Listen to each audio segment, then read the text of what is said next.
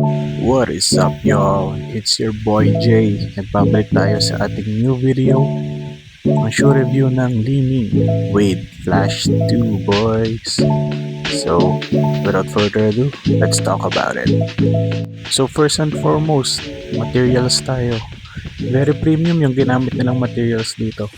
Despite the price niya napakamura, around 2,000 pesos lang. May hoop shoes ka na. You know, very light. Talagang napakanipis ng materials niya pero durable dahil sa ginamit ko na siya na matagal rin. Dito naman tayo sa traction pattern niya. Ayan o, lightning bolts din para may puzzle siya sa forefoot niya. At ayan, suot natin. Ito ang itsura niya on foot. Talagang sa comfort masikip siya sa wide footer eh. Pero let's go. So ito, drills muna tayo. Form shooting, right side, left side, and then middle.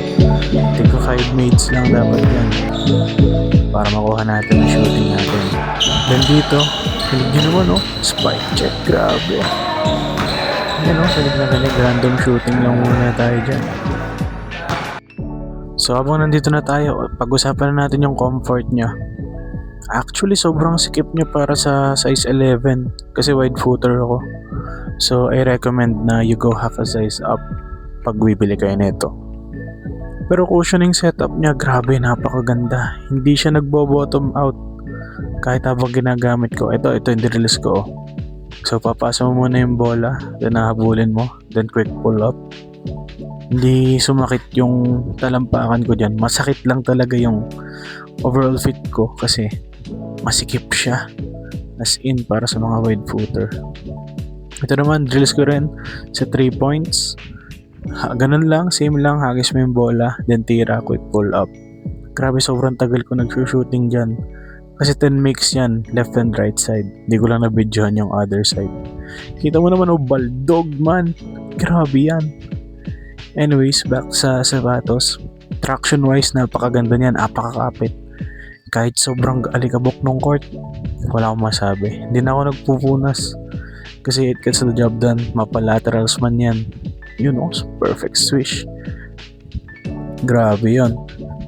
Ang concern ko lang talaga sa sapatos na to, sobrang sikip niya. As in, sobra.